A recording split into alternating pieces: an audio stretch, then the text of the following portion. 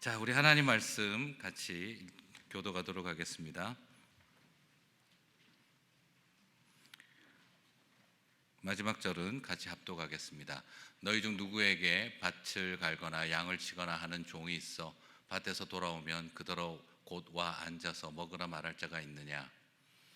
도리어 그들어 내 먹을 것을 준비하고 띠를 띠고 내가 먹고 마시는 동안에 수종 들고 너는 그 후에 먹고 마시라 하지 않겠느냐? 명한 대로 하였다고 종에게 감사하겠느냐? 이와 같이 너희도 명령받은 것을 다 행한 후에 이르기를 우리는 무익한 종이라 우리가 하여야 할 일을 한 것뿐이라 할지니라. 아멘. 어제부터 우리들이 함께 나눴던 말씀 첫 시간 꽤 오래된 것 같은데 어제 저녁이네요. 어떤 말씀이었었죠? 새 포도주는 새 부대. 오늘 새벽에는 주님의 기쁨이 되기를. 자, 오늘 세 번째 시간 하나님 나라의 종이 되기를, 이런 제목으로 말씀을 나누려고 합니다. 여러분들에게 한번 물어볼 테니까 성실하게 대답하시면 좋겠어요. 하나님 나라의 종이 되기를 원하십니까? 굉장히 여러분들은 솔직한 것 같아요. 대답이 잘 안 나오는 거 보니까 솔직한 것 같아요. 자, 오늘 말씀을 이렇게 좀 끝까지 들으면서 우리가 종이 된다고 하는 게 어떤 것인가, 그 의미를 한번 생각하면 좋을 것 같습니다. 우리 신앙의 가장 큰 문제는 모든 신앙이 잘못되는 것이 아니라 우리 신앙의 가장 중요한 부분들 아주 조금 잘못되는 것이 아닌가. 우리가 흔히 말하는 이단이라고 하는 것도 모든 것이 다 다른 게 아니라 끝이 조금 다른 거죠. 우리의 신앙의 문제도 아주 작은 부분에서 틀어질 수 있다는 생각이 듭니다. 제가 수년 전에 기적을 체험한 적이 있는데 기적 얘기를 해드릴까요 말까요? 그렇게 원하시니까 제가 할게요. 네, 기적 얘기를. 여러분들은 어떤지 모르겠지만 저도 이렇게 내가 늙는구나, 노화 현상이 온다라는 것을 이렇게 좀 깨달았던 때가 이렇게 50 언저리 그 무렵에 이렇게 깨닫게 된 것 같아요. 그 전에는 잘 몰랐는데 50이 이렇게 넘어가면서부터 아침에 이렇게 샤워를 하고 나면 꼭 그 바디 로션을 바르게 됩니다. 안 그러면 하루 종일 이렇게 가렵고, 또 이렇게 가려워서 긁으면 하얀 게 떨어지고. 안 그러세요? 네, 그게 이제 이게 늙는 거죠. 그래서 이제 바디 로션을 늘 이렇게 바르고 다녔는데 한 번은 제가 아침에 이렇게 샤워를 하고 바디 로션을 받으려고 하는데 다 떨어졌어요. 그래서 제가 제 아내한테 새 거를 좀 갖다 달라 그랬더니 새 거를 가져왔는데 누가 이제 미국에서 이렇게 선물로 보내준 것 같아요.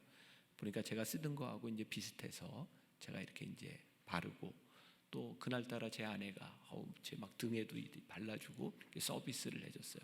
근데 다른 것보다는 조금 끈끈한 느낌을 가지고 하루 종일 이렇게 지나다가 이제 집에 들어와서 샤워를 하는데 기적이 일어난 거예요.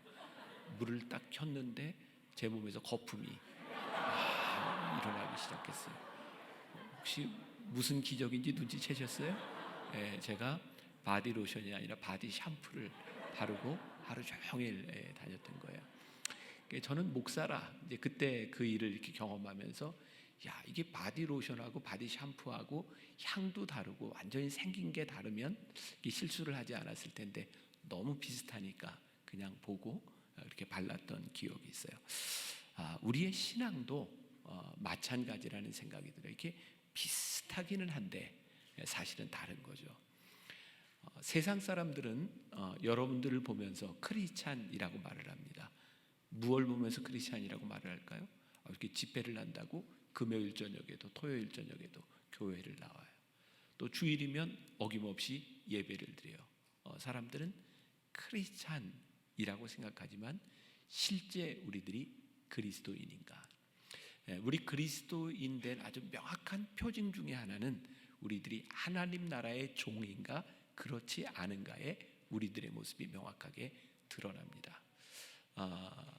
사도 바울은 그의 정체성에 대해서 성경에서 여러 번 이야기하는데 자기 스스로 나는 그리스도의 종이다, 종된 나 사도 바울은, 그는 자기 자신을 이야기할 때 늘 나는 종이다 그런 이야기를 해서 오늘 본문 말씀은 예수님께서 그 종이라고 하는 것은 어떤 것인지에 대해서 비유로 명확하게 설명해 주고 있는 부분입니다.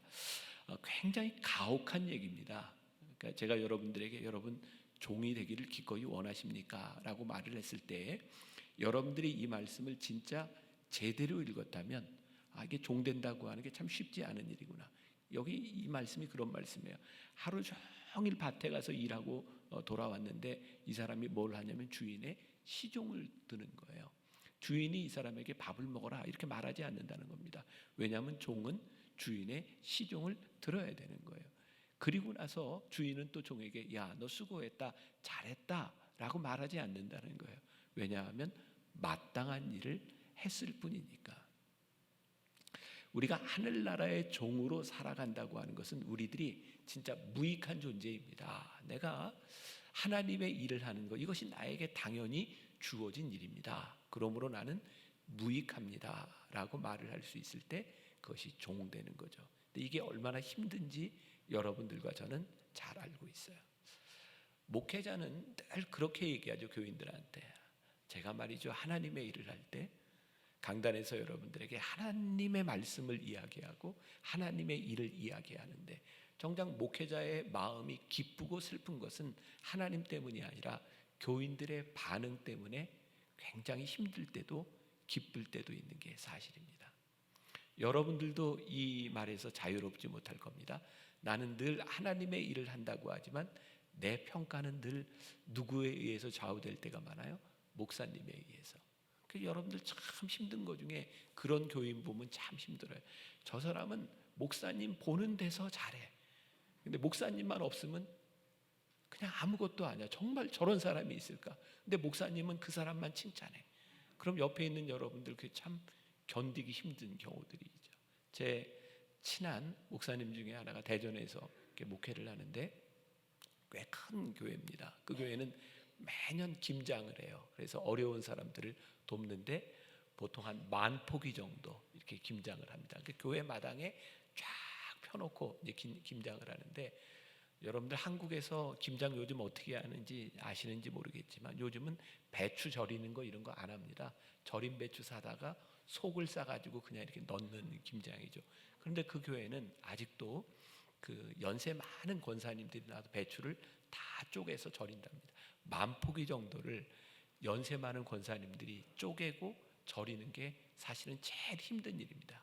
전날 배추를 다 절여 놓으면 그 다음 날 이제 젊은 집사들, 여자 집사들 이렇게 나와가지고 이제 김장을 하는 거예요. 여자 집사들이 딱 나와서 그 전날 수고한 권사님들을 보면 그런다는 거예요. 수고 많이 하셨어요. 좀 쉬세요. 그리고 우리가 할게요. 하고 딱 쉬는 타임에 담임 목사님이 나타나는 거예요. 그러면 담임 목사님이 거기서 그런 얘기를 한대요. 요즘 젊은 사람들 참 대단해. 김장을 다 하고 그러면 그 쉬고 있던 권사님들 막 화가 나는 거예요. 일은 내가 다 하고 저 젊은 것들은 칭찬만 받고. 그럼 사실 우리가 다 그렇지 않나요? 그런 감정 가지고 있지 않나요? 근데 가만히 보면 우리가 하나님의 일을 한다고 하지만 우리들은 늘 누구의 인정에 굶주려 있어요? 사람의 인정에 굶주려 있어요. 그러니까 우리가 제자가 된다고 하는 것, 내가 하늘나라의 종이 되기를 원합니다 라고 하는 말은 사실은 하나님 앞에 우리들이 종됨. 근데 이게 그렇게 힘든 거예요. 근데 여기에 우리의 신앙에 본질적인 부분들이 있는 거죠. 목사님이 인정하지 않아도 다른 사람이 인정하지 않아도 내가 하나님 앞에서 이 일을 하고 있는가? 내가 다른 사람들에게 아니 하나님 앞에 무가치한 존재로 여겨져도 내가 마땅한 일, 내가 이 일을 했음으로 인하여 내가 감사할 수 있는가? 그러니까 저도 아직 그렇게 나이가 많이 들지는 않았지만 이제 은퇴를 생각하고 준비를 하고 있어요. 근데 은퇴를 준비하고 또 은퇴를 준비하는 목사님들을 보면서 그분들이 제일 힘들어하는 게 뭐냐면 내가 평생 이렇게 사역하고 평생 헌신했는데 내가 헌신한 만큼의 인정을 받고 대가를 받는가? 그게 제일 힘들어지는 부분인 거예요. 물론 우리가 서로 헌신하고 기뻐하고 감사하고 이런 것이 참 좋은 일이지만 내가 사람에게 인정받지 못할 때, 내가 교회에서 인정받지 못할 때, 내가 억울하다고 생각될 때, 이것이 내가 해야 될 일, 하나님 앞에 마땅한 일이었어 라고 그것을 우리들이 받아들일 수 있는가? 제 아내하고 저하고 요즘 제일 많이 하는 이야기 가운데 하나가, 저도 만다교회 저는 한 군데서만 이렇게 목회를 하고 아마 은퇴를 하게 될 것 같아요. 근데 늘 이야기하는 게, 우리 은퇴할 때 섭섭해하지 말자. 내가 이만큼 했으니 내가 이만큼 대우를 받아야 된다고 하는 것 때문에 섭섭해하지 말자. 근데 이게 얼마나 힘든 것인지를 우리가 잘 알고 있어요. 그런데 진짜 제자입니까? 라고 하는 이 물음은, 우리들이 하고 있는 이 일이 하나님 앞에 정말로 종된 일인가? 그것을 우리들에게 묻고 있는 거죠. 저는 지금까지 목회를 하면서 그렇게 큰 어려움을 당해보지 않았어요. 그러니까 앞으로 남은 목회에 저에게 어떤 일이 생길지 몰라요. 그러나 이렇게 사람 때문에, 교회 문제로 그렇게 큰 어려움이 없이 이렇게 목회를 해왔어요. 근데 저에게 생각나는 가장 큰 어려움 중에 하나가 있어요. 얘기를 해드릴까요? 해요? 네, 또 그렇게 원하시니까 제가 또 할게요. 제가 어려움을 당했다고 느낀 게 언제냐면, 30살 때, 저는 이제 26살에 목사가 됐고요. 이제 군목을 마치고 잠깐 개척교회를 하다가 이제 시카고로 이제 유학을 하게 됐어요. 저는 유학을 갈 때부터 마음에 빨리 공부를 마치고 나는 한국에 가서 목회를 해야지. 그러니까 저는 공부가 목적이 아니라 목회를 하기 위해서 빨리 공부를 마치고 가는 게 제 목적이었어요. 시카고에서 제가 이제 MDB 과정으로 제가 이제 공부를 시작했는데, 교회는 제가 이제 파트타임으로 교육부에서 교육목사로 일을 하면서 그렇게 있었어요. 제가 미국 간 지 1년 채 되지 않았을 텐데, 그 교회에서 갑자기 이 감리교는 이제 평신도 이렇게 위원회가 있어서 장로님 제도가 있는 게 아니라 목회 협력 위원회라는 게 있어요. 아니 30살밖에 안 된 저한테, 미국 온 지 1년도 채 안 된 저한테 그분들이 오더니, 목사님 우리 교회 담임이 돼 주세요 그러는 거예요. 근데 제가 다니는 그 교회는 담임 목사님이 계시고요. 근데 그 목사님이 한국의 이화여자대학으로 교수로 가게 된 거예요. 근데 이 목사님 꿈은 처음부터 교수가 되는 거였는데, 미국 와서 PhD를 다 마치고 개척을 하고 교회가 잘 성장했는데 자리가 나지 않았어요. 그래서 교회 건물도 사고, 목사님 사택수 사고, 차도 새로 사고, 내가 여기서 여러분들과 함께 목회를 하겠습니다. 그리고 빚을 많이 지고 갚아가야 되는 상태인데, 이화여자대학에서 목사님 교수 초빙이 온 거예요. 그러니까 목사님은 그분의 꿈대로 한국으로 돌아가게 되었고, 갑자기 교육 목사였던 저한테, 파트타임 사역하는 저한테 담임 목사가 되어주세요 그리고 왔어요. 저는 정말 쉽게 거절했어요. 저 안 합니다. 왜? 저는 공부하러 왔으니까. 근데 며칠이 지났는데 교회 그 대표 장로님인데, 그분이 제 학교 기숙사로 찾아왔어요. 찾아와서 저에게 말하기를, 목사님이 우리 교회 담임이 되어주세요. 이거 어디서 많이 들어본 얘기일 텐데, 목사님이 여기에 교육 목사로 있는 것이 이때를 위함인지 어찌합니까? 이걸 듣고도 지금 이해가 안 되는 분들은 좀 신앙생활을 잘 해야 되는 분들인 거 아시죠? 예. 에스더서에 에스더가 왕비가 된 것이 이때를 위함인지 어찌합니까? 그러니까 제가 처음에는 쉽게 거절을 했는데, 성경 말씀을 가지고 이야기를 하니까 쉽게 거절이 안 되더라고요. 그래서 기도해 봅시다. 제가 여러분들에게 아주 중요한 팁을 하나 알려드립니다. 이거 신앙생활하는데 굉장히 유익한 일입니다. 여러분들이 목사님께 무슨 이야기를 했는데 목사님이 기도해 봅시다 그러면 그거 하기 싫다 이런 말입니다. 그러니까 그 정도 눈치는 여러분들이 채셔야 신앙생활하는데 많이 도움이 됩니다. 흔쾌히 하고 싶으면 예스를 하지. 참 우리들 참 신기하죠. 예수님 믿으면서 기도해 봅시다라고 하는 게 싫다 그런 의미입니다. 그런데 진짜 이제 기도가 되는 거예요. 왜 그랬는지 모르지만 30살밖에 안 된 이 목사의 마음에 그 교인들이 불쌍해 보이는 거예요. 그때 시카고에 있던 사람들은 대부분 뭐 이제 런더리를 하든지 이제 그로서리를 하든지 그러면서 굉장히 힘들게 일을 하지만 그 당시에 돈을 많이 벌었죠. 큰 집 사고 경제적으로 어려움은 없지만 늘 이렇게 힘들게 일해야 되는 그 교인들을 보면서 저는 굉장히 어렵게 유학 생활을 했거든요. 저희 아버님이 제 유학비를 뭐 생활비도 학비도 하나도 도와주질 않았기 때문에 애 둘 데리고 함께 유학 생활을 하는 게 쉽지 않았어요. 저는 경제적으로 굉장히 어려운 생활을 했거든요. 근데 교인들이 불쌍했어요. 그래서 제 아내하고 둘이 우리가 아무래도 이거 해야 될 것 같다. 그래서 저희들이 어떤 결심을 했냐면 교회가 빚이 많으니까 빚을 갚을 때까지 제가 월급도 안 받고 또 우리들이 교회 청소도 다 하고 그러면서 빨리 교회가 부흥이 돼야 되겠다. 그래서 제가 월급을 안 받겠다고 이야기를 하고 그냥 교회 사택만 수리를 해주면 거기 가서 그냥 살면서 우리가 목회를 하겠더라고. 훌륭해 보이지 않습니까? 여러분들이 너무 감정이 메마른 것 같아요. 제가 또 이렇게까지 저 스스로도 굉장히 훌륭하다고 생각을 했어요. 30살밖에 안 된 목사가 헌신할 생각을 하고 교회 가서 목회를 한다고 했으니까. 그런데 참 신기하게도 이상한 소문이 돌기 시작했어요. 그 이제 시카고 안에 그 교회가 30살 먹은 목사가 담임을 하기에는 규모가 꽤 큰 교회였고 목사님들 사이에서도 아마 그게 어쩌면 시기의 대상이 될 수도 있었고 그래서 제가 그 교회 담임자가 되려고 월급 안 받는 조건으로 교인들하고 뭐 딜을 했다 해서부터 교회 안에서 이상한 소문들이 나기 시작하는데 저는 한 번도 그 교회에 있어야 되겠다는 생각도 안 하고 자기들끼리 다 회의해서 저한테 와서 이야기를 했는데 그 소문 속에 제가 그냥 휘말리게 된 거예요. 그리고 저는 태어나서 처음으로 한 여자 집사한테 막말 욕을 듣는 그 전화를 들었어요. 이해가 안 되는 거예요. 억울한 거예요. 하나님, 제가 뭘 잘못했어요? 아니 교인들이 불쌍해 보이고 나 공부하러 왔는데 교인들이 불쌍하다고 하는 것 말고는 내가 여기에 있어야 될 이유가 아무것도 없는데 하나님 제가 왜 억울하게 이런 일들을 당해야 돼요?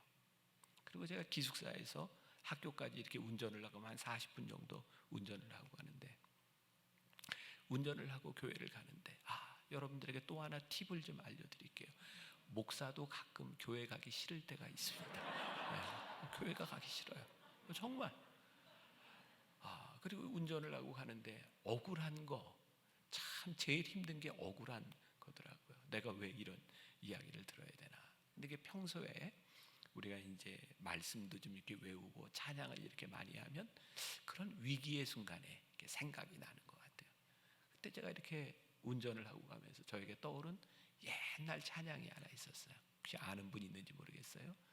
마음이 어둡고 괴로울 때 주님 예수님을 나 생각해요. 머리 둘 곳 조차 없으시던 혼자 기도하시던 주님 생각해요. 그 찬양을 부르는데 정말 막 눈물이 나는 거예요. 그래서 제가 차를 옆에다 세워놓고 핸들을 붙잡고 울었어요. 주님 저 억울해요. 근데 이 찬양의 가사 속에 우리 주님도 머리 둘 곳이 없으셨구나. 우리 주님도 억울한 일을 많이 당하셨구나. 그때 제가 핸들을 붙잡고 울으면서 하나님 제가 억울한 일을 당하는 게 그렇게 이상한 일이 아니네요. 우리 주님도 억울하고 머리 둘 곳이 없으셨으니까. 그리고 그때 그런 생각을 했어요. 하나님 혹시라도 저로 인하여 교회가 어려움 당하지 않도록 제가 올바른 결정을 하게 해주세요. 그리고 제가 그 교회를 잘 떠나와야 교회가 조용하고 안전할 것 같았어요. 그래서 제가 떠나오는 방법은 아주 정식으로 빨리 다른 과정 박사과정으로 옮겨가는 거였어요. 그래서 거기에서 MDB를 마치고 오하이오로 다른 학교로 박사과정으로 이렇게 옮기게 되었어요. 그리고 30여 년이 이렇게 흘렀어요. 지금 제가 제 목회 인생에 이렇게 돌이켜 보면 제가 제일 잘한 일이 뭐냐면 나의 억울함을 증명하려고 하지 않았던 것. 그게 저에게 가장 잘한 일이었다는 생각이 들어요. 제가 우리 부목사님들에게 다 제 후배들이니까 제가 그런 얘기를 종종 해요. 신앙생활을 하다가 목회를 하다가 억울한 일이 생겼을 때 그렇게 증명하려고 하지 말고 변명하려고 하지 말고 기다리라고. 근데 이게 참 힘든 일이에요.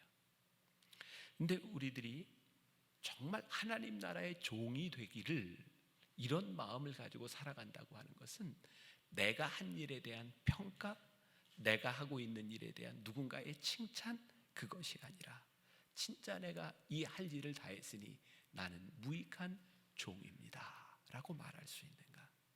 저는 결국 이건 우리의 평생의 싸움이라고 생각해요. 제가 이렇게 설교하지만 제가 그렇게 살아갈까요? 힘들어요. 그런데 정말 우리들이 하나님 앞에서 내가 종입니다 라는 마음이 우리 가운데 살아있을 때 이런 문제들을 가지고 이런 일들을 가지고 우리들이 스트럭을 하면서 그렇게 살아갈 수 있지 않을까. 우리들 가운데 완전한 사람은 아무도 없어요. 그런데 우리들이 완전하려고 노력할 수는 있어요. 제가 내일 마지막으로 여러분들과 나눌 말씀이 제자입니까? 라고 하는 말씀인데 우리들 중에 누가 완전하게 제자가 될 수 있어요? 그런데 저는 딱 한 가지 우리들이 제자로 살아갈 수 있는 이유가 있다. 그건 뭐냐면 우리들이 조금씩 나아지기 때문에 우리들이 제자로 살아갈 수 있다. 제 아내가 저기 있는데 제가 매년 그런 거 물어봐요. 내가 작년보다 조금 나아졌지? 네, 나아지고 있죠 요즘? 네. 저는 제가 목회할 수 있는 이유 가운데 하나가 제가 조금이라도 나아지는 것 말고는 없다고 생각하거든요. 저 스스로 내가 언제 목회를 내려놔야지 내가 더 이상 나아지지 않을 때. 모르겠어요. 저는 뭐 이게 주관적인 생각이니까 제가 만나교회 목사 된 지 이제 20년 되는데 제가 20년 전보다 지금 훨씬 더 나아진 것 같아요. 여러분들은 전혀 이렇게 모르니까 상황을 모르니까. 근데 제가 조금씩 좋아지고 있구나. 내가 왜 진작 이렇게 살지 못했을까? 그 이야기는 제가 조금씩이라도 나아지고 있다는 생각을 하는. 우리가 제자로 살아간다고 하는 것은 이 중에 누구도 완벽하기 때문이 아니라 오늘 말씀, 내가 주님의 종이 되기를 원합니다. 이 마음이 우리 가운데 자리 잡고 있을 때, 종은 가장 중요한 덕목이 있는데 하나는 그 중요한 것은 신실함이에요. 여러분 영어로 믿음을 뭐라고 하죠? 이게 참 발음이 힘들어요. faith, 네, 한국적인 말 pace, 네, faith 이게 발음이 되게 힘들어요. 믿음. 근데 이 믿음에서 나온 말이 faithful이라고 하는 말이죠. 그게 무슨 말이죠? 신실함. 신실한 종의 어원은 어디에 있어요? 믿음에 있어요. 우리들이 언제 신실해질 수 있어요? 하나님께 대한 믿음이 있을 때 우리들이 신실해져요. 우리들이 신실할 수 있는 이유는 그분에 대한 믿음 때문에 우리들이 신실해질 수 있는 거예요. 신실한 종은 주인의 명령에 토를 달지 않습니다. 이유는 내가 그분을 믿기 때문입니다. 어제 제가 여러분들에게 그런 얘기했죠. 하나님은 내 인생의 베스트야. 하나님이 내 인생의 가장 신실한 분이라고 하는 것을 우리들이 믿을 때 우리들이 비로소 신실해질 수 있는 거예요. 종은 주인이 하는 명령을 다 이해하기 때문에 순종하는 것이 아닙니다. 그분을 믿기 때문에 순종하는 거죠. 자, 어제 제가 했던 얘기 기억나세요? 우리가 이해가 아니라 그분을 믿는 믿음, trust. 우리에게 중요한 것은 나의 이해가 아니라 그분을 얼마나 우리들이 신뢰하느냐인 거죠. 이게 왜 중요해요? 성경에 보니까 하나님은 우리의 생각보다 훨씬 더 깊고 넓고, 하나님은 우리의 머릿속에서 생각할 수 있는 분이 아니라 우리보다 훨씬 더 크신 분이라는 거예요. 그래서 그 하나님을 믿을 때 우리들이 신실해지는 거죠. 이건 이제 원고에 없던 이야기인데 생각나서 해야 될 것 같아요. 네. 저는 이렇게 아들하고 딸 이렇게 둘이 있어요. 뭐 여러분들이 보니까 잘잘법 뭐 이런 방송을 통해서 이제 제 이야기를 들은 분들이 꽤 많이 있더라고요. 저희 딸은 이제 태어나면서부터는 이제 장애가 있어요. 30년 넘게 이렇게 약을 먹고. 그러니까 한국 사회에서 장애를 가진 자식을 키우는 게 참 쉽지 않습니다. 그러니까 제가 미국에서 공부하던 때 우리 딸은 굉장히 행복하게 살았어요. 그 미국은 장애를 가지면 진짜 특별히 잘 돌봐주더라고요. 학교 다니는 게 행복했어요. 그런데 한국으로 돌아오니까 우리 딸내미가 미국에서는 영어를 못해서 1년 늦추고 한국에 왔더니 한국말을 못해서 1년을 늦추고, 그래서 2년 늦게 지 동생하고 남동생하고 같이 학교를 다니게 됐어요. 저희 아들내미는 지금 생각해보면 참 착한 아들이죠. 그 2살 터울의 누나를 다 이렇게 잘 돌봐줬으니까. 그래서 제가 걱정했던 것 중에 하나는 우리 아들이 친구가 없었어요. 왜냐하면 학교 갈 때 누나 손 붙잡고 가고, 애들이 해코지 하니까 수업 끝나면 누나 교실에 있다가 누나를 데려오고. 나중에 안 일이지만 우리 아이가 학년이 바뀔 때마다 누나 담임 선생님한테 가서 그랬대요. 초등학교 때, 선생님 우리 누나한테 무슨 일이 생기면 저한테 얘기하세요. 그리고 누나를 늘 이렇게 데리고 다녔어요. 한국 장애를 가진 아이가 참 힘든 거. 그럼 나중에 저도 들었어요. 우리 딸아이가 2년 동안 학교에서 점심을 안 먹었대요. 같이 먹어주는 애가 없어서. 그 얘기를 들으니까 진짜 한국을 뜨고 싶더라고요. 제가 그때 미국으로 다시 올까를 참 심각하게 고민하던 때였어요. 그런데 그 동생이 누나를 잘 이렇게 돌봐줬어요. 그리고 같은 초등학교 6년 또 중학교 3년을 이렇게 같이 다니게 됐거든요. 근데 우리 아들내미가 중학교 때 청소년을 위한 영성훈련에 가서 소명을 받았어요. 그리고 자기는 목사가 되겠다고, 아빠 같은 목사가 되겠다고. 그러니까 아빠인 저에게 가장 이렇게 기뻤던 그런 순간이죠. 근데 이놈이 중3 때가 되더니 갑자기 외고를 가겠대요. 이렇게 보니까 누나하고 9년을 학교 다니면서 많이 힘들었던 거예요. 그러니까 조금 떨어져 보고 싶었던 마음이 있었던 거예요. 근데 선생님도 얘가 충분히 외고를 갈 수 있겠다 이렇게 생각을 하고 외고 시험을 준비를 했는데 떨어졌어요. 그랬더니 우리 딸내미가 역시 하나님 살아계시다고, 자기가 동생 떨어지라고 기도했는데 하나님 살아계시다고. 그러니까 동생하고 떨어지는 게 우리 딸은 제일 힘든 거예요. 그래서 고등학교 이제 3년 같이, 그러니까 12년 동안 자기 누나하고 같이 학교를 다녔어요. 우리 딸내미는 장애가 있는데, 지적 장애가 있거든요. 근데 일반 학교를 다니겠다고 본인이 고집을 해서 이제 일반 고등학교를 다녔으니까 덜 꼴찌, 따라갈 수가 없는 거예요.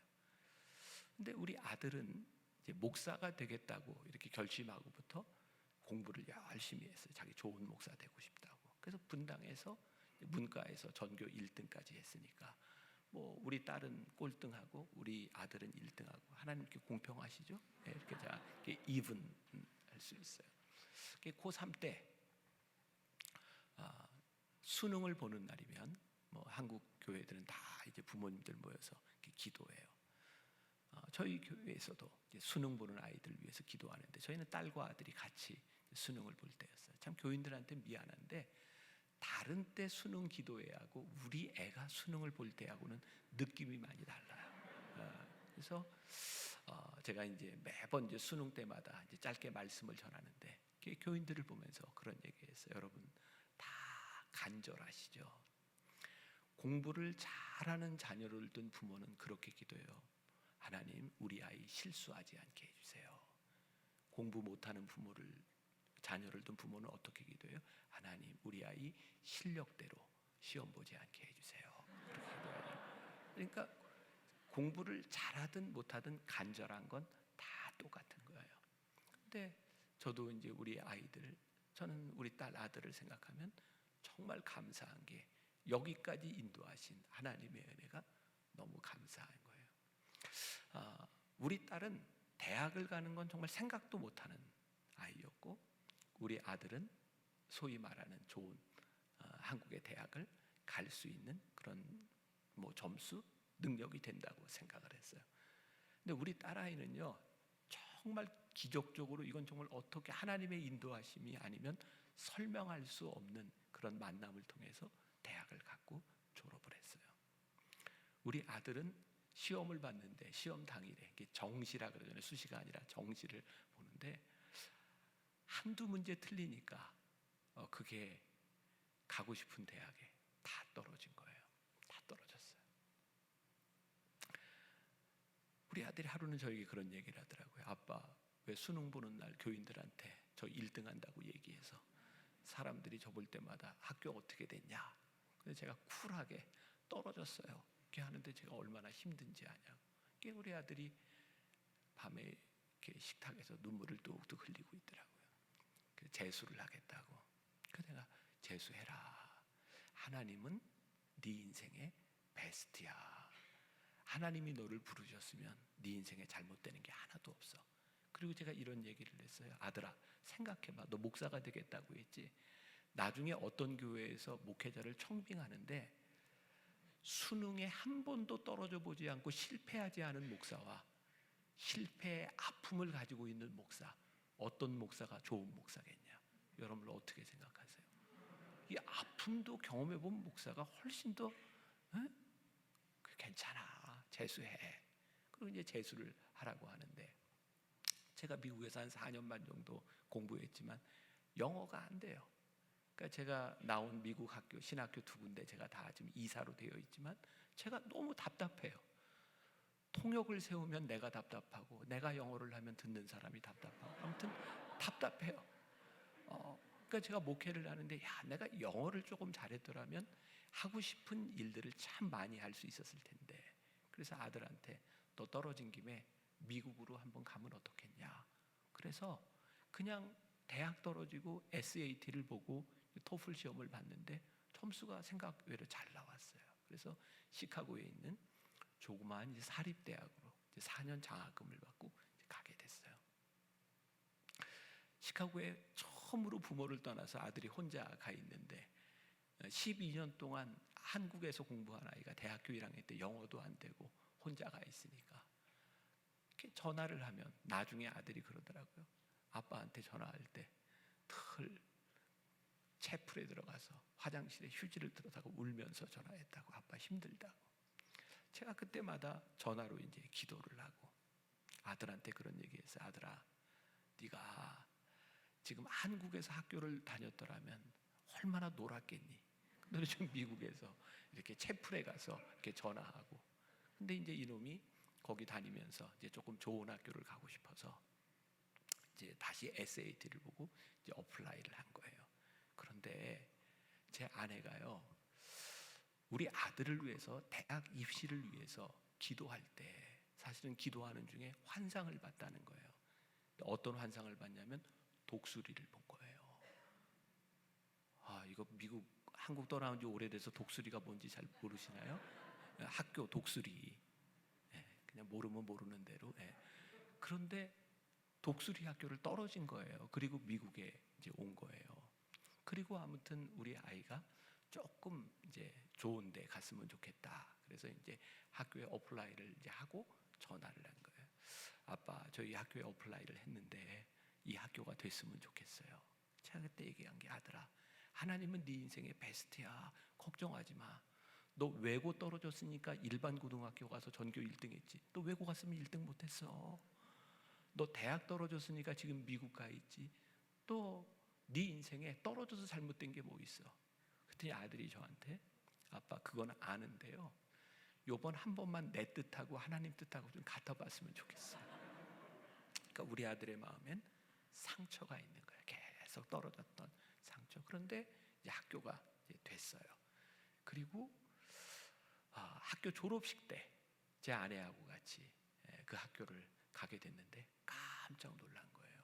세상에 그 학교 졸업하는 데 가서 보니까 그 학교 상징이 독수리예요. 우리 집 사람이 그때 봤던 독수리가 한국 독수리가 아니라 미국 독수리를 봤는데 아이고 세상에 보니까 그 독수리인 거예요. 우리가 지금은 이해하지 못하는 것들이 참 많이 있어요. 근데 우리를 부르신 하나님께서 우리의 인생을 인도하실 때 우리의 이해가 아니라 신실하신 하나님은 우리의 인생을 베스트로 이끌어 가시는 분이죠. 우리 아이가 여기서 일반 대학을 마치고 비즈니스를 전공했어요. 이제 신학을 하겠다고. 그래서 이제 시카고에 제가 나온 신학교에서 MDB를 하고 이제 한국에 와서 이제 공군 통역장교를 하면서 이제 목사 안수를 받았어요. 근데 우리 아들이 목사가 되는 과정까지는 목사가 되는 게 너무 행복했는데 목사가 되고 났더니 힘든 거예요. 힘든 이유가 뭐냐면 대한민국 그 감리교에서 김병삼 목사 아들로 사는 게 힘든 거예요. 사람들이 툭툭 던지는 이야기가 야 너도 아버지 대를 이어서 세습할 거냐 뭐 이런 이야기들. 그런 이야기가 너무 힘든 거예요. 그래서 자기 미국으로 가서 아빠 은퇴할 때까지 한국에 안 들어오겠노라고 그러면서 일반 이런 목회가 아니라 우리 아들이 이제 이제 9월이 되면 워싱턴에 있는 조지타운이라는 법대에 가서 이제 로스쿨에서 이제 공부를 해요. 그리고 자기는 뭐 특별한 뭐 유엔이나 이런 분쟁, 갈등 이런 특수 사역을 하고 싶다. 근데 저는 아들이 그런 결정을 했을 때도 저는 아무 말 하지 않았어요. 제가 믿는 건 딱 하나 있어요. 아들아, 하나님이 너를 택하셨으면 네 인생에 하나님은 베스트야. 저는요, 우리 딸내미가 우리 아들내미하고 같이 3년 전에 5월, 7월에 결혼을 했거든요. 저는 우리 딸을 평생 우리가 데리고 살아야 되는 딸로 생각을 했어요. 장애가 있으니까. 그런데 우리 딸을 위해서 그렇게 기도하고 30여 년을 하나님 우리 딸 고쳐주세요 라고 기도했는데 그렇게 쉽게 고쳐주시지 않았거든요. 그런데 우리 딸의 삶에도 하나님은 베스트 힘을 믿어요. 그리고 여기까지 인도하신 하나님께서 앞으로도 인도하실 것을 믿어요. 한 번도 내 이해 가운데 인도하신 것이 아니라 하나님께서 우리들을 인도하시는 것은 내 이해를 뛰어넘는 일들이 참 많아요. 제가 우리 딸이 이렇게 장애를 가지고 이렇게 살아오면서 제 가치관이 많이 바뀌었어요. 저는 뭐 어제 이야기했지만 제가 노는 거 굉장히 좋아하거든요. 그런데 저는 사람이 노력하면 다 된다고 생각했어요. 왜? 저도 놀다가 공부할 때가 돼서 공부하면 제가 가고 싶은 데 가고 또 공부도 하고 박사학위도 마치고 저는 사람이 노력하면 되는 줄 알았어요. 그런데 우리 딸을 보니까 이 세상에는 노력 가지고 안 되는 사람들이 있더라고요. 누군가 도와주지 않으면 안 되는 사람이 있더라고요. 아마 저는 우리 딸이 아니었다면 늘 이렇게 엘리트 중심적인 생각을 가지고 있었을 거예요. 그리고 사람들에게 이야기했을 거예요. 노력하면 됩니다. 열심히 하세요. 아마 우리 딸이 아니었더라면 저는 자녀 때문에 힘들어하는 부모들의 모습이 제 눈에 들어오지 않았을 거예요. 그런데 딸로 인해서 자식 때문에 아파하는 부모들이 아무에게도 이야기하지 못하고 교회 와서도 잘난 자식 자랑하지만 교회 와서 아픈 자식 이야기하지 못하는 부모들이 있는 걸 보게 하셨어요. 저는 몰라요. 하나님께서 저에게 그런 은혜를 베푸셔서 이런 목회를 하게 됐지만 하나님 우리 딸이 왜 아프고 힘든 시간을 지나가는지에 대해서 저는 이해할 수 없어요. 온라인으로 예배를 드리니까 우리 딸이 지금 결혼을 해서 보령에서 살고 있거든요. 사회복지사를 만나서 보령에서 살고 있어요. 온라인으로 예배를 드릴 때마다 채팅창에 우리 딸이 늘 올리는 글이 있어요. 하나님 저 낫게 해주세요. 더 이상 약 먹지 않게 해주세요. 근데 저는 믿어요. 하나님은 우리의 인생의 베스트입니다. 우리의 이해를 통해서가 아니라 우리가 하나님을 믿고 의지하기 때문에 우리들이 살아갈 수 있는 거예요. 종은 주인의 명령을 이해하기 때문이 아니라 주인을 신뢰하기 때문에 그 말씀을 따라 살아갈 수 있는 거예요. 종과 주인의 관계는 명령과 복종의 관계예요. 주인은 종에게 부탁하지 않습니다. 주인은 종에게 명령합니다. 그리고 주인의 음성을 따라, 주인의 명령을 따라 살아가기 위해서는 우리들이 주인의 음성을 들어야 되는 거예요. 그러니까 내가 주님의 종이 되기를 원합니다 라고 할 때는 우리들이 주님의 음성을 들으려고 노력해야죠. 오늘 성경 말씀에 보니까 종이 하루 종일 밭에서 일하고 와서 식사를 하는 주인의 시종을 들으면서 기다리는 거예요. 무슨 명령을 하실지, 무슨 말씀을 하실지 기다리는 것이 종의 올바른 태도인 거죠.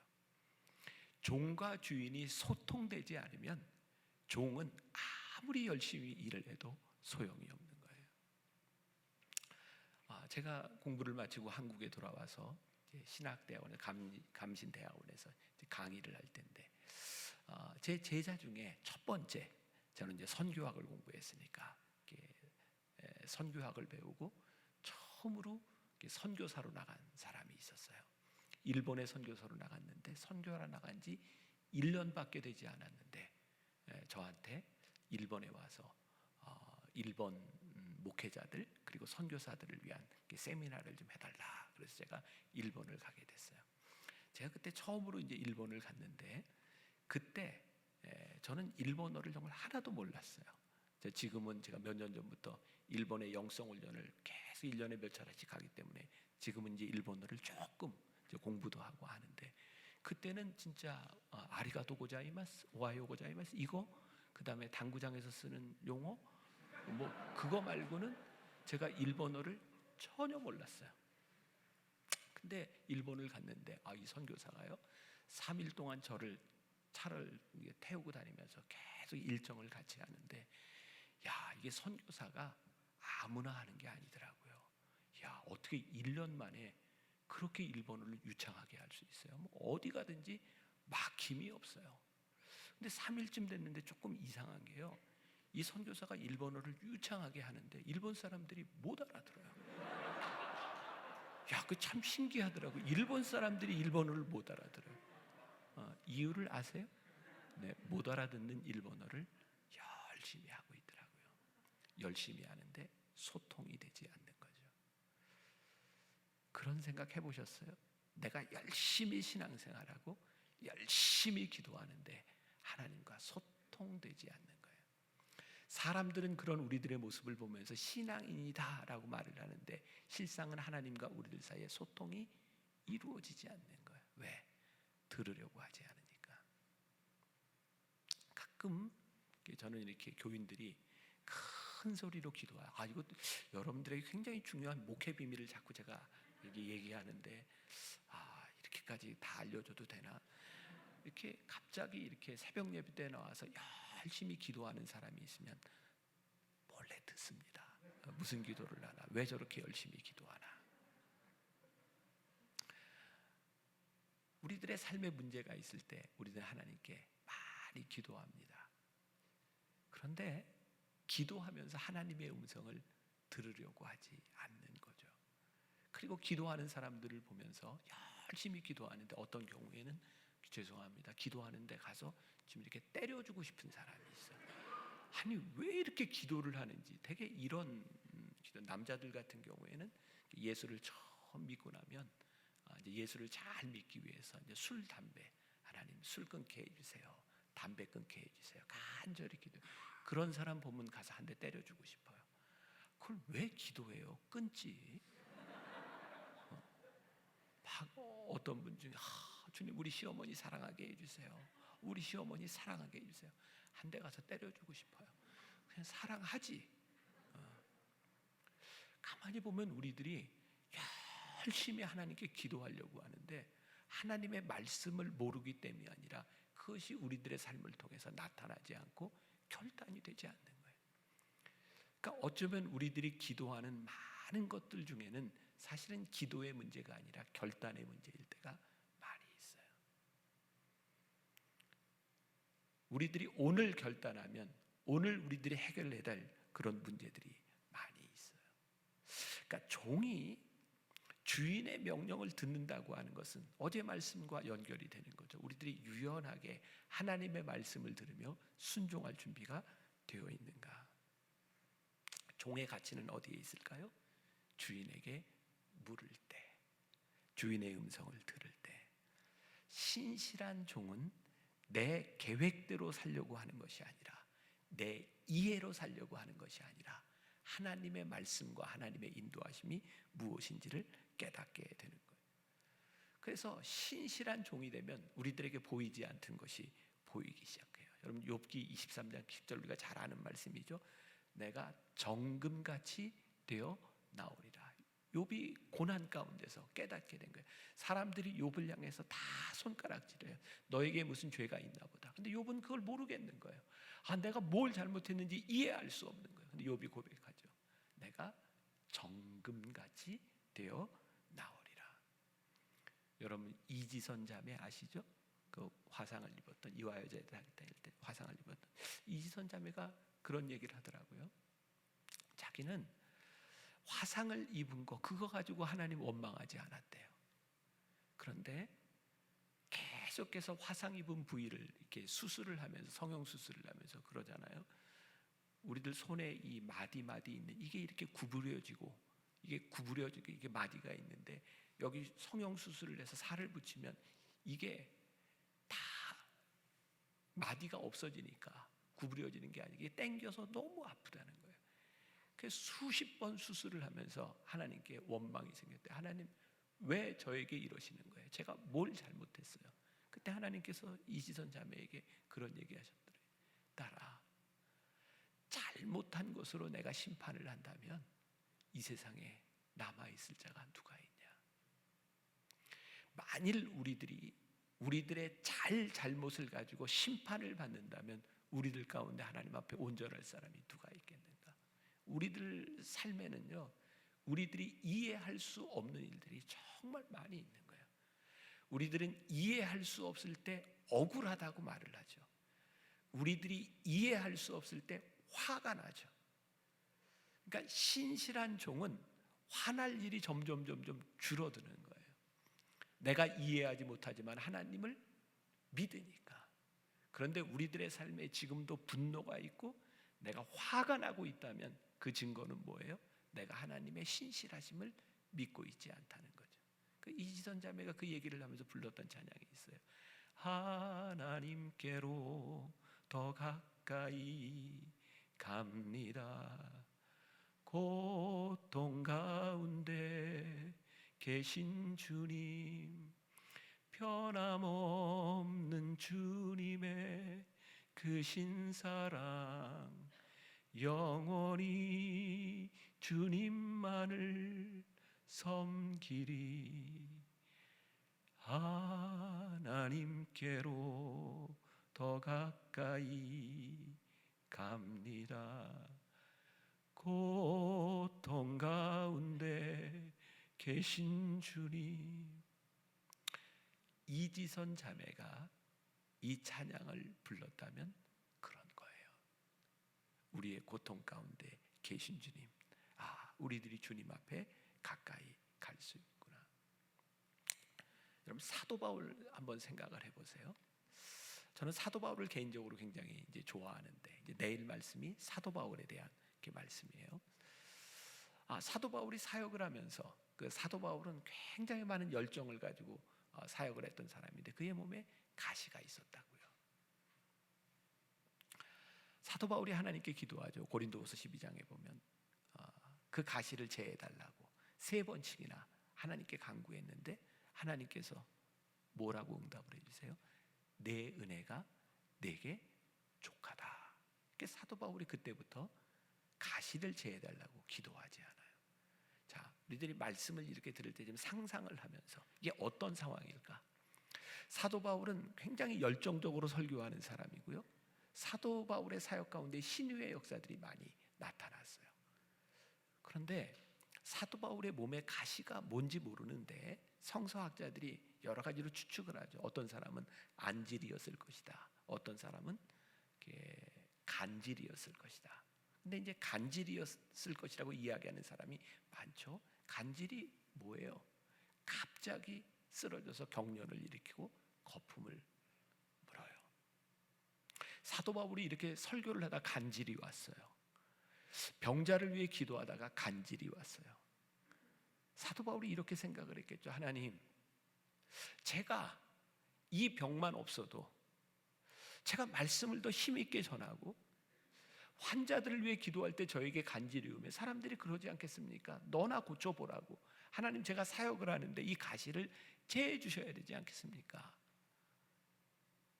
근데 하나님 뭐라고 말씀하세요? 내 은혜가 이미 너에게 족하다.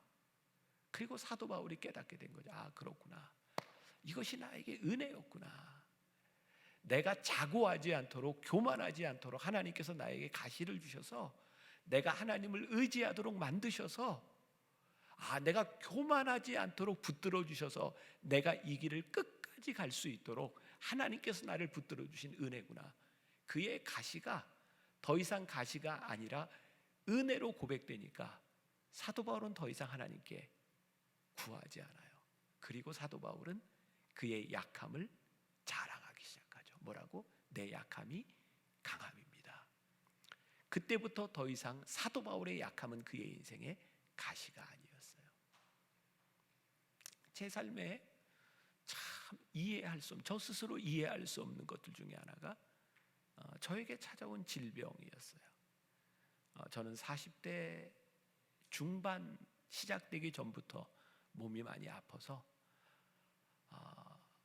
제가 이 코로나 기간 말고는 제가 매년 병원에 입원하지 않은 적이 없어요. 저는 전신 마취도 여러 번 하고 반신 마취도 여러 번 하고 뭐 병이 굉장히 많아요.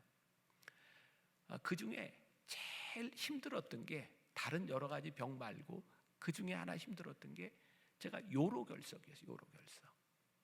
목사님 혹시 요로결석 경험해 보셨어요?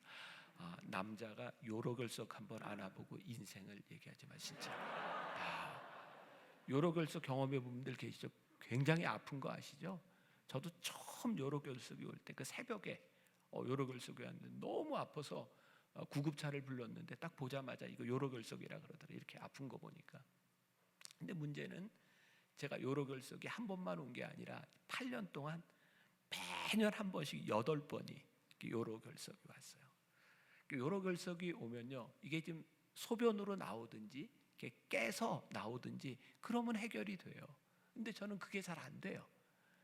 그래서 요로결석 때문에 전신 마취를 2번 하고 반신 마취 1번 하고 이게 다 위로 긁고 올라가서 다 긁어내고 거기다 이제 관을 심어놓고 한 달 동안 지내야 되고 굉장히 힘들었어요. 정말 집회 갔다가 요로결석이 왔는데 이거 집회를 안 할 수도 없고 하도 안 할 수도 없고 뭐 그 아픈 걸 참고 며칠을 지나가는데 정말 너무 힘든 거예요. 제가 그렇게 하나님한테 하나님 왜 그러세요 진짜? 아니 내가 뭐 나쁜 짓 하는 것도 아니고 나 목회 진짜 열심히 하고 싶은데 하나님 진짜 왜 그러시냐고, 진짜 왜 그러시냐고. 요로결석이 오면 아무튼 이 돌이 빠질 때까지 모든 것이 스톱이에요. 그리고 돌이 빠져야 이제 제가 일을 이제 시작할 수 있는 거예요. 근데 몇 번 이렇게 요로결석이 오면서 하나님이 저에게 깨닫게 하신 게 있어요. 네가 아무리 애를 써도 내가 허락하지 않으면 안 된다. 요거를 제가 좀 적나라하게 표현한 게 있는데 조금 부적절한 언어인데 이걸 표현을 해볼까요 말까요? 해요? 네.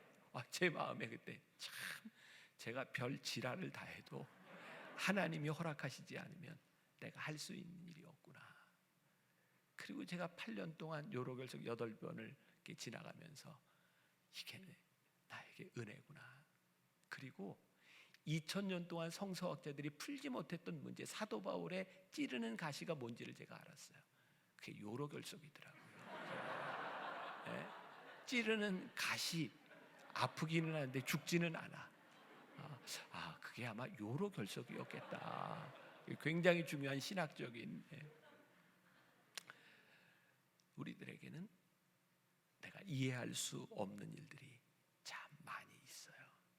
그런데 우리들이 이해하기 때문이 아니라 우리가 신실하게 하나님을 믿기 때문에 우리들이 순종하며 살아갈 수 있는 것. 여러분, 종은요, 우리가 가지고 있는 재능과 위대함 때문에 하나님이 우리를 사용하시는 것이 아니라 굉장히 중요한 이야기인데요, 하나님이 우리를 사용하시기 때문에 우리가 위대해질 수 있는 거예요. 종의 위대함은 우리의 능력에 있는 것이 아니라 하나님이 우리를 쓰실 때 우리들이 위대해지죠. 하나님의 명령을 듣기 위해서 기다리는 시간, 저는 그걸 능동적 기다림이라고 생각하거든요. 우리는 기다림하면 굉장히 수동적이라고 생각하는데 하나님의 명령을 듣기 위하여 기다리는 그 시간은 전 능동적 기다림이다. 그래서 우리들이 정말 좋은 종이 되기 위해서는 우리의 인생의 때때로 타임 아웃이 필요한 것 같아요. 여러분들이 이해할 수 없는 일, 내 인생에 왜 이런 일이 일어나고 하나님 내가 어떻게 가야 될지 우리들의 인생이 곤고할 때 타임 아웃, 잠시 우리들의 인생을 멈추고 하나님의 음성을 듣는 것. 그리고 어제 말씀과 연결한다면 우리들이 유연하게 하나님의 말씀을 들을 수 있는 그런 자세들이 되어 있을 때, 또 우리들이 좋은 종이 되기 위해서는 주인의 명령을 받은 후에 내 생각으로 생각하는 사람이 아니라 우리들 속에서 하나님의 뜻이 이루어지기를 위해서 유연해질 수 있는 것. 참 우리들의 생각이 참 유한하죠. 우리들의 생각으로는 이해할 수 없는 게 참 많아요. 여기 우리 목사님 중에도 저희 교회 이렇게 유튜브를 보면서 저희 교회 찬양 사역자 중에 하나, 이 LA 출신의 미셸이라고 하는 정말 찬양을 잘하는 친구가 있어요. 그런데 우리 교인 중에 한 분이 그 찬양 사역자 때문에 은혜를 못 받고 그 찬양 인도하는 시간에 그 예배를 안 드리려고 그러는 사람이 있어요. 이유가 뭐냐면 이 친구가 이렇게 찬양을 할 때 손을 들고 찬양을 하는데 여기에 문신을 했어요. 그게 은혜가 안 된다는 거예요. 그리고 손주가 그걸 보면서 이게 찬양 사역자 앞에서 찬양하니까 보기가 너무 좋고 그러니까 자꾸 모든 걸 따라하려고 하는데 자기도 문신을 해달라는 거예요. 그래서 저한테 그 권사님이, 목사님 저것 좀 안 보이게 해주든지 저 친구를 저기 세우지 말아주세요. 근데 저는 이런 생각을 했거든요. 아니 권사님, 그 젊은이가, 문신을 한 젊은이가 지금 하나님을 찬양할 수 있는 게 은혜 아닙니까? 근데 그분은 그게 은혜가 되지 않는 거예요. 그래서 제가 그냥 그래서 그 미셸이라고 하는 그 여자 찬양사한테 미안하다. 나는 네가 문신한 걸 용납할 수 있지만 교인이 은혜를 못 받으니 이걸 좀 가리고 네가 찬양을 하면 좋겠다. 그리고 그 친구가 이렇게 가리기도 하고 이렇게 찬양을 해요. 근데 어느 날 제가 이렇게 식사 자리에서 물어봤어요. 근데 너 그 문신 그게 뭐냐? 그랬더니 이거요, 성령의 비둘기예요. 이 친구가 문신을 한 게 다른 걸 한 게 아니라 믿음의 고백으로 성령의 비둘기를 여기에 문신을 하고 있는 거예요. 우리는요, 우리의 생각을 가지고 누군가를 판단할 때가 참 많이 있어요. 그런데 우리의 판단이 얼마나 불완전한지 몰라요. 내 생각으로 정죄하고 내 생각으로 무엇을 하는 것이 아니라 하나님 앞에 우리의 생각이 유연하게 하나님의 명령을 들을 수 있고 하나님이 우리들에게 무엇을 말씀하시는지 보려고 노력하려고 할 때 우리의 생각을 뛰어넘는 일들이 일어나요. 저희 교회에서는 매년 몇 번씩 이제 영성 훈련을 해요. 트레스디아스를 저희 교회 하는 교회인데 한 번은 이렇게 봉사하러 온 장로님이 저에게 그런 얘기를 하더라고요. 목사님, 요 일을 하는데 어떤 방법이 좋을까요? 요 방법은 좀 쉽게 할 수 있고 요건 조금 어려운데요. 제가 그분에게 이렇게 얘기했어요. 영성 훈련을 할 때 장로님, 가능하면 어려운 쪽을 택하세요. 하나님의 뜻은 쉬운 길보다 어려운 쪽에 있을 때가 훨씬 더 많습니다. 여러분도 오해하지 마세요. 왜냐하면 하나님은 우리를 쉬운 길로 부르신 분이 아니라 옳은 길로 부르셨기 때문에 옳은 길을 가는 것은 어려울 때가 훨씬 더 많습니다. 우리들이 하나님의 말씀을 듣고 알고 성경을 읽고 우리들이 들었던 이 모든 지식들, 사실은 우리들이 순종하려고 하지 않기 때문에 우리들이 하나님의 길을 벗어날 때가 많이 있어요. 사실 오늘 여기 와서 예배를 드리는 여러분들 같은 신앙의 세대들 얼마나 많은 말씀을 들었어요. 사실 우리들에게 모르는 것이 문제가 아니라 우리들이 순종하지 못할 때가 참 많이 있다는 거예요. 말씀을 마무리하려고 합니다. 우리들이 좋은 종이 된다고 하는 것은 우리들이 하나님 앞에 필요한 사람이 되는 거죠. 제가 가끔 그런 이야기를 해요. 우리의 역할은 주연이 아니라 빛나는 조연이 되는 겁니다. 여러분 그 피아노 연주할 때 보면 그 연주하는 사람 옆에서 이렇게 악보를 넘겨주는 사람이 있죠. 네, 알면 안다, 모르면 모른다. 네, 있죠. 그 친구들을 이렇게 우리가 넘돌이 넘순이라 그래요. 근데 그 넘돌이 넘순이가요, 이렇게 페이가 굉장히 좋기도 하고 음악하는 사람이면 굉장히 선호하는 아르바이트입니다. 옆에서 바로 거장을 볼 수 있는 좋은 기회죠. 근데 이 넘돌이 넘순이가 가져야 되는 굉장히 중요한 게 있는데, 첫 번째는 악보를 보는 눈이 있어야 됩니다. 그리고 넘돌이 넘순이에게는 지켜야 될 것이 있는데 절대로 화려한 옷을 입지 말라. 화려한 옷을 입어서 연주자를 가리지 않도록 하는 것이 중요한 역할이다. 우리가 종이 되고자 한다고 하는 것은 우리들이 주연이 되지 않는 거예요. 제가 어제 여러분들에게 말씀드렸어요. 지난 한 해 하나님께서 저에게 주신 큰 은혜가 있다. 그게 뭐냐면 오스왈드 챔버스의 주님은 나의 최고봉을 보면서, 하나님, 우리 인생을 살아가는 동안 찢겨지는 빵과 부어지는 포도주가 되게 하여 주옵소서. 여러분들이 교회에서 하는 모든 사역, 여러분들의 모든 일 가운데 내가 주연이 아니라 주연을 빛나게 하는 조연이 되게 하여 주옵소서. 그런 마음을 가지고 살아갈 수 있다면, 여러분들이 기꺼이 종이 되고자 하는 마음이 있다면 여러분들이 하나님 앞에 좋은 제자가 되지 않겠습니까?